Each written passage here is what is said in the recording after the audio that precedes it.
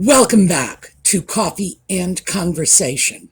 Except it's not coffee today, it's Dr. Pepper, and the bad cat is sleeping in the sunny window. Those of you who are Audie fans will probably be pleased to note that he is no longer angry with me. Last week, the temperature kind of bottomed out at 8 degrees Fahrenheit, and that's not with any wind chill factor or other enhancements. That is just what the thermometer read all by itself. And today it's 60.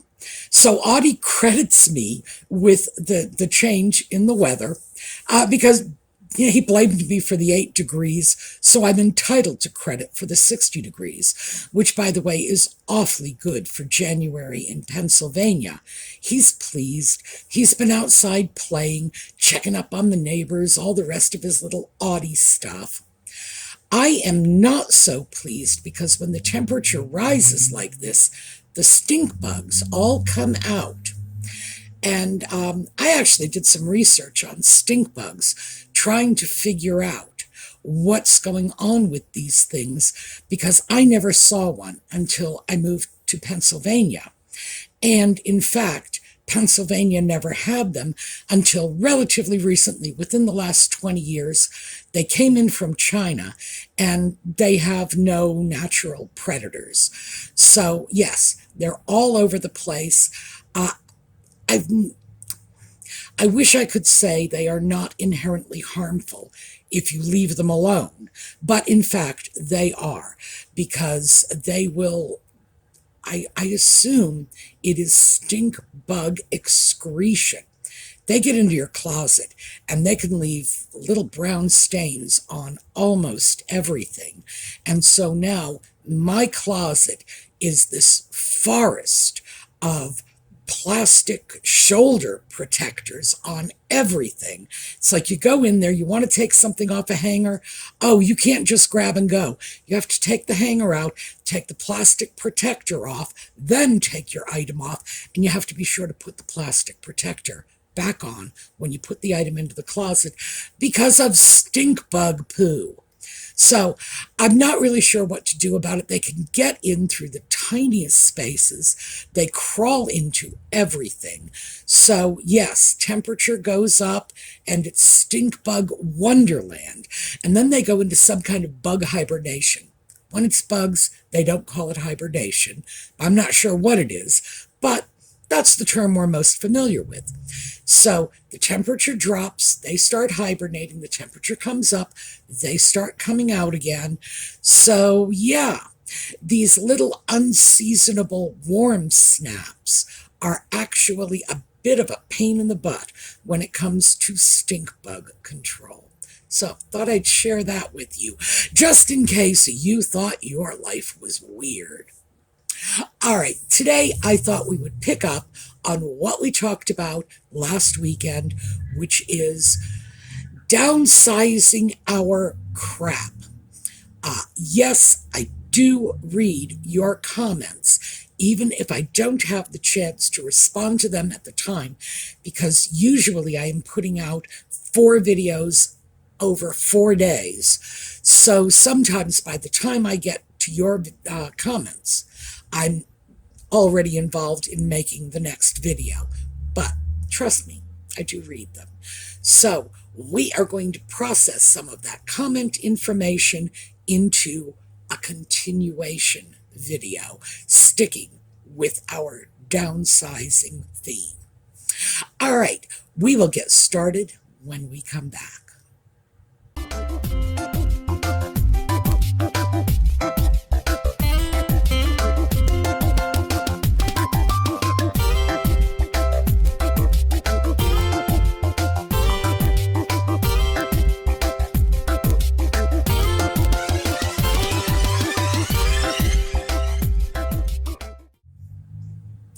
So let's start by saying that the underlying concept of Swedish death cleaning is the one that really resonated with more of you than any of the other downsizing techniques that have become trendy. And the reason for this, it shouldn't be a surprise. It wasn't a surprise to me. I hope it's not a surprise to you, is that you folks can be heavily motivated by consideration for others. It's like, yeah, oh, I'll just let the mess pile up. But the minute somebody says, your children or your grandchildren could have to come in and clean that mess, then suddenly it's like, oh, we got to do something. Why? Because you are decent people who care about the people around you. You do not want to be a burden on others. So it was no surprise to me. And as I say, I hope it wasn't a surprise to you. You are all entitled to a giant pat on the back, because even though I'm sure you don't think that consideration for the mess you might leave for your children or grandchildren is such a big deal, oh yeah, well, it's in short supply these days. So, congratulations on being decent humans. We need you in this world with us. So let's just start to talk about some of the practical approaches. And that's where we left off on Sunday. Some of the practical approaches to decluttering and downsizing that might work. The fact is that we don't know what's going to work for us until we try it and figure it out. It's like, is this working? This is, that isn't. A lot of this is trial and error, very hit or miss. So I am going to continue to find systems that have worked for others and hand them to you, because they might work for you. So let me start off with this one, which I have found useful when I have been in one of those I just don't want to clean moods. I do it in stages. You know how I love baby steps. I do it in stages. I don't walk into a room and say, I am going to get everything out of this room. No. The first thing I do is I get rid of things that need to be gotten rid of. And we talked about this a little last week when we talked about, the boxes, the things you're going to keep, the things that you're going to throw away, and the maybes in the middle. Well, the things you're going to throw away, the trash, the things that do not belong in your home in the first place. They are used, they are broken. I mentioned the bad cat has stolen something. So, you find a potato chip bag somewhere. By the way, that can of Coke is still missing in action. I still have no idea where that is. I will let you know when I find it, if I find it. These are the things, and we all have them. It's everything from the occasional dust bunny in the home of the super organized people, right down to, you walk into a room and say, oh yeah, I just left that piece of junk mail on the table and didn't bother to throw it away. That's the first batch of stuff that you need to get rid of. Because it belongs in the trash in the first place. And there's no way we can kid ourselves into believing that we need to keep it because it might be useful, because we paid a lot of money for it, because Great Aunt Sally gave it to us for our last birthday. There's no rationalization that we have to keep this stuff. So that's the stuff that is the easiest to get rid of. And that is just sort of phase one. But here's the key part. You're only going to worry about one phase at a time. You're not even going to be looking to the next phase. You're just getting rid of the junk.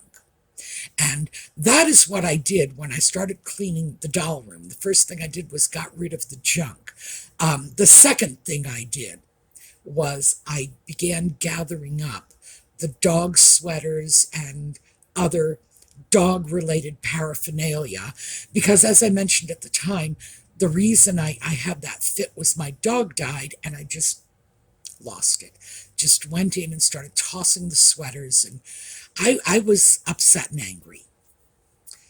So the next thing I did was I dealt with the dog-related stuff.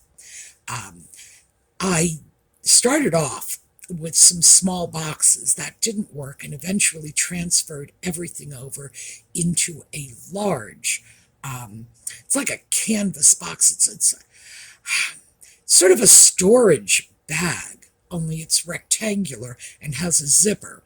And you use it to stick your sweaters in there and shove them under the bed. Well, I generally have different boxes for my sweaters, so I didn't really need that. And it gave me the opportunity to get rid of that sweater bag too. That's where I transferred the dog sweaters. And I figured it would be easy because most of them really needed to be washed before they were donated. So it had a handle, it had a zipper. I could just cart it over into the laundry and, drop it all in the washer and we're good to go. So like I say, it was an easy starting point. First, the trash. Next, the dog stuff that I knew had to go. And I didn't do them together. I did not do them at the same time. The trash went first. Then the dog stuff. And that was only like a day or two later, because usually when I start a project, my motivation level is high. It's as the project wears on that my motivation starts dropping. And that's something that we do need to talk about, because we need to keep in mind that we have to keep ourselves motivated. We have to treat ourselves or reward ourselves when we get through one of these phases. Now, I can hear my mother saying in the back of my head, a clean room ought to be reward enough. Well, it isn't. No, I want a tangible goodie after I've done that. So consider rewarding yourself. Consider giving yourself a treat when you've passed through phase 1 and you're about to move on to phase 2. It can help keep you motivated. So once the dog stuff was out of there, then I was left with the somewhat more daunting task of separating all of the rest of the things that belonged in the doll room from the things that just ended up there, because it was a complete mess anyway. So why am I even bothering? I'm just going to put it in a box and stick it in the doll room. I lived like that for 3 years. So that's the next phase, at least it was for me. Because remember, we all have our own peculiar circumstances, and I had a room that I had trashed and allowed to become a repository for all kinds of junk from all kinds of other places around the house. So that, by the way, is still an ongoing process, because I go through this very, very carefully. The doll stuff is vintage and antique dolls. So I need to go through all of this stuff, and I need to put it away safely and securely, because it shouldn't have been in that pile to begin with. But it is, so got to get it out. That's the next step. The final step, and I'm not on to this step yet, is going to be taking whatever is left, cleaning it, organizing it, and making it presentable, because whatever is left is going to be the stuff that is supposed to be living in that doll room, the stuff that belongs there, not all the weird, oh my goodness, weird stuff. I found 2 boxes of small trash can liners. I would say 5 to 8 gallon size. They're the liners you might put in a wastebasket. I have no idea. I didn't know I had them. And I have no idea how they ended up there. It turned out to be very convenient to have trash bags right in the room I was cleaning. But of course, I can't tell myself that because that's just going to justify leaving trash bags all over the house. And I really don't need that kind of incentive. So dealing with it in steps and stages, not trying to clean out everything all at once. I tend to be very disturbed. I mean, not to put too fine a point on it, a little bit crazy about this sort of thing. If I go in to clean a room, I pick something up and I want to deal with that item, and generally putting it in a box is not dealing with it. If it's something that's dirty, I want to go and wash it. But that is taking me away from the task at hand. And that's what I have to really sort of get a handle on, allowing myself to become distracted by whatever I see, saying, well, I should go and find a permanent home for this. No, I shouldn't. I am not at that stage yet. But the temptation, it's a strong temptation to just deal with what needs to be dealt with in that moment. I'm reminded of a friend of mine stuck this on the corkboard above my desk when I was a social worker. And it said, it's hard to remember that your job is draining the swamp when you're up to your ass in alligators. And because she would always joke that I would just get so carried away with the little minutia that I was in danger of forgetting what I was really there for. She was absolutely correct.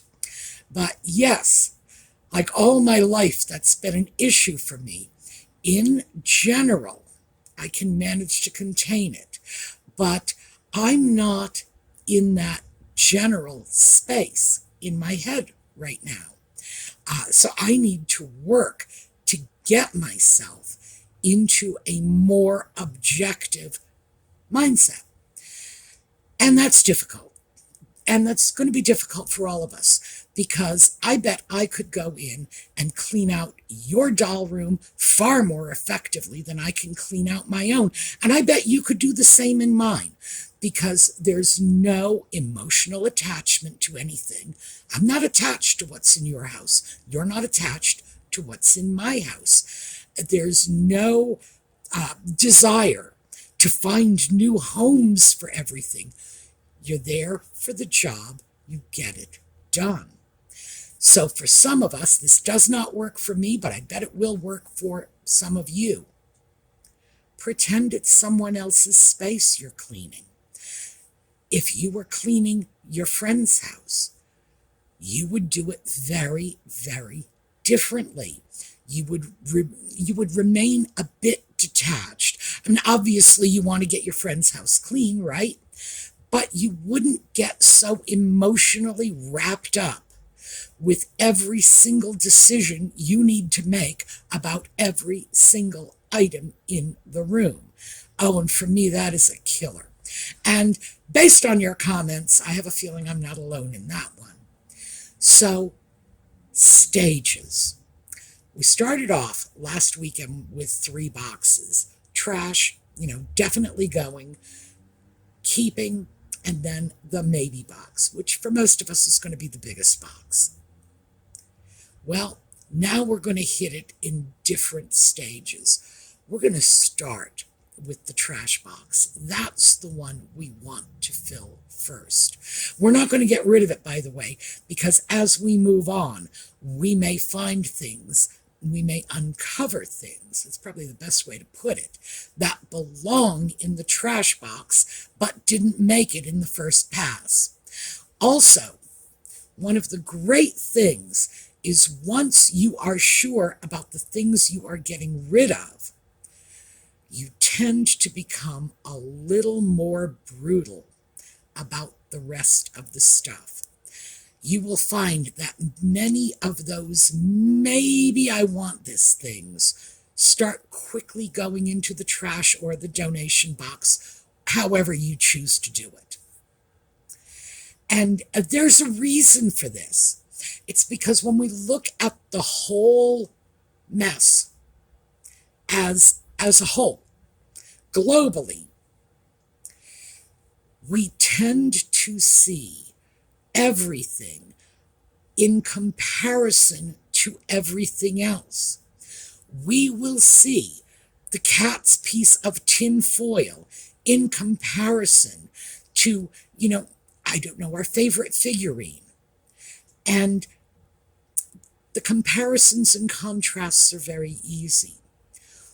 Once that lowest level of junk is gone, the stuff that we know has to go, we start redefining that whole. And now, our favorite stuff, the stuff we want to keep, that's still our favorite stuff. But now we have a whole new bottom rung because we have raised that floor a bit. And now a lot of those maybe things are starting to look like, oh no, it's gotta go things. And that's just human nature. We do tend to see everything in comparison to something else. We define good because we can define bad. We define bad because we can define good. Our minds organize like that naturally. Well, maybe it's not natural. I dare say, if we could find someone who was not raised in a society that did that already, maybe they would have different organizational patterns. But for us, yeah, everything is seen in relation to something else. It's kind of like everything being graded on a curve. Now, I giggle about that because I have to say that in the world of education, I have trouble with that. I do not like the idea of taking a classroom of fourth graders, they're like, 9 or 10? And starting them off at that age by saying, yeah, you're all in competition with each other. Somebody is going to have the top grade, somebody is going to have the bottom grade, and the rest of you are going to be on the scale in between. Ooh, what a thing to lay off on little children. Anyway, aside from that, that is how we tend to see things in relation to other things. In this case, we can make it work for us. When we get rid of that lowest level of junk, the stuff we know has to go away, our minds are going to want to fill that slot with other stuff. We are not going to want to go into a room saying, I'm keeping everything in this room. That's not going to work for us. It's like walking into a room saying, every single thing in this room is my absolute favorite. It doesn't play out for us. It doesn't make sense to us. So that's why eliminating the junk is the first step. That's why we're doing this instead of going into the room and carefully picking out all our favorite things. Because if we looked at it that way, by the time we eventually got around to the junk, we would be holding the cat's piece of tinfoil like it was the Hope Diamond. I can't get rid of this. The cat dragged this in for me. It's a special present. My kitty gave this to me from his heart. No. So we want to go at it the other way. This might, in fact, be helpful for many of you. I don't know the extent to which you can find this useful. As I said, we all have different things. We all have different issues that kind of put us into this messy state to begin with. We all have different ways of looking at our stuff. We all have different stuff. And not every technique is going to work for every person. But like I said, I'm going to continue to look for techniques, and I am doing that actively. I am asking people how they do it. I am looking it up online, digging through things like we used to have cleaning books. Some of you, I'm sure, remember that. And it was like, what was it, Irma Bombeck? Didn't she write a book about I Hate to Clean or something like that? We used to have how-to books to make cleaning easier. This, in fact, it goes back to, I think, Beaton's book of household management, which was published in the 19th century. It's fat tone, and it was written by a woman that just created her own little one-volume encyclopedia on how to keep a household. And it covered everything from cooking to mending to spring cleaning, how to make a smokeless fire, you name it.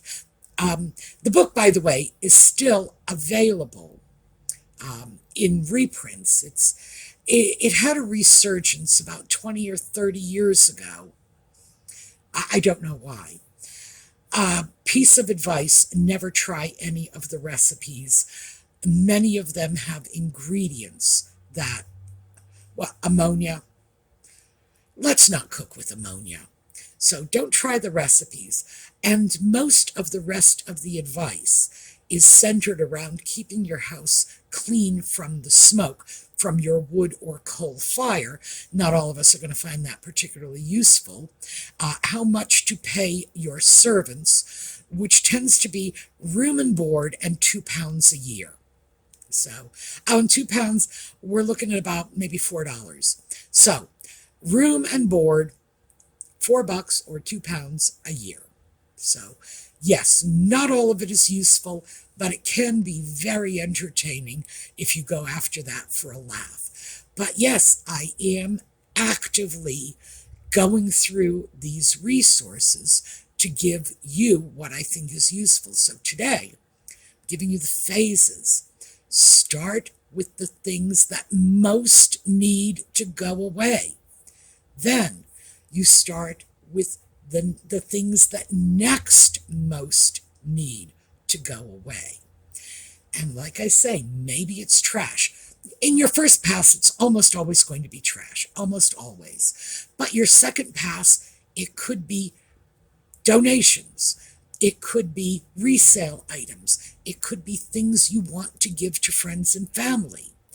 By your third pass, my third pass is usually difficult because that's the point at which I have to decide if the item is worth whatever work, whatever care led me to sort of mishandle it in the first place. But it goes on until eventually you are left with only the things that you want, that you need, that you will be keeping. And that's when, the pledge and the dust cloth come out and the room really starts to look good again. So that is what I have for you today. We are going to continue with this because, as I say, we need to reach out not just with the ideas, but with the support and the motivation, because we're all working on this together, and we can use that to our advantage by bolstering one another when we find that our motivation is low and we might need a little quick recharge, or that someone else has mentioned in the comments that their motivation is low, or, as is occasionally the case, that there are stumbling blocks, that they have health considerations that are making this difficult. And of course, I don't even need to say, I know we want to reach out to them because, in fact, week after week, I watch you all do that. So I know you're motivated to reach out to people who are having a little more difficulty. But that's part of what's going on here, our ability to hold out our hands to one another and say, hey, we're all in this together. I'm going to give you a boost now, and maybe a month from now when I'm in the doldrums, you'll be there to give me a boost. So that is what I have for you today. we are going to take a look at a slideshow on the way out, and I will see you all tomorrow for more coffee and conversation. And in the meantime, have a terrific day.